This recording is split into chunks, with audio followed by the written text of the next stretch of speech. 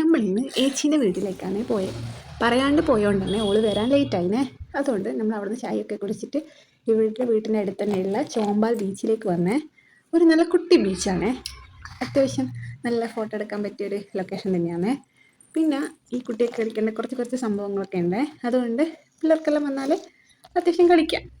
പിന്നെ നമ്മൾ നേരെ ഹാർബറിലേക്കാണ് പോയത്. ഞാൻ ഇവിടെ ഇതുവരെ വന്നിട്ടില്ലേ, അതുകൊണ്ട് ഇവിടെ നിന്ന് മീൻ ഇങ്ങനെ കൊണ്ടുവരുന്നതും പിന്നെ ഇങ്ങനെ അതായത് പടക്കുന്ന മീനൊക്കെ ഉണ്ട്, അതെല്ലാം ഇങ്ങനെ കാണാൻ പറ്റിയേ.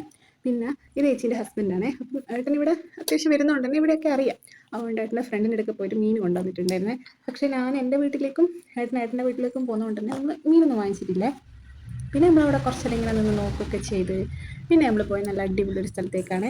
ഈ സൺസെറ്റ് കാണാനാണ് പോയത്. എന്നാൽ ഈ മേഘമൊക്കെ മറഞ്ഞിട്ട് ഈ സണ്ണിനെ കാണാൻ പറ്റിയില്ലേ. പിന്നെ നമ്മൾ ഇതിലൂടെ നടന്ന്, ഇത് നല്ല ഭംഗിയുണ്ടായിരുന്നു കാണാൻ.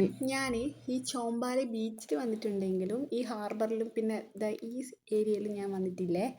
ഇത് കാണാൻ നല്ല ഭംഗിയുണ്ടായിരുന്നു. പിന്നെ നമ്മൾ അവിടെ നിന്ന് കുറച്ച് നേരം നിന്ന് അവിടെ നിന്ന് ഇറങ്ങി വീട്ടിലെത്തിയിട്ട് ഇവരൊക്കെ കാലൊക്കെ കഴുകുന്നുണ്ട്. പിന്നെ ഇവിടെ എത്തിയിട്ടുണ്ടായിരുന്നേ. അപ്പം നമുക്കുണ്ട്, ഫുഡുണ്ട്. ഇതാണ് ഏട്ടൻ്റെ അമ്മ. ഈ ഫുഡിനെ കുറിച്ച് പറയുകയാണെങ്കിൽ ഈ നമ്മുടെ ചെറുതിൽ ബീഫില്ലേ, ഇത് നമ്മൾ ആദ്യമായിട്ട് കഴിക്കാൻ തുടങ്ങിയത് ഒന്ന് ഇവളെടുക്കുന്നു, പിന്നെ ഒന്ന് എൻ്റെ അമ്മേൻ്റെ ഏച്ചീൻ്റെ മോനും.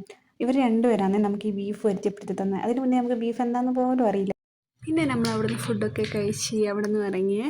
അപ്പോൾ ഇന്നത്തെ വീഡിയോ ഇത്രയേ ഉള്ളൂ. Okay, by.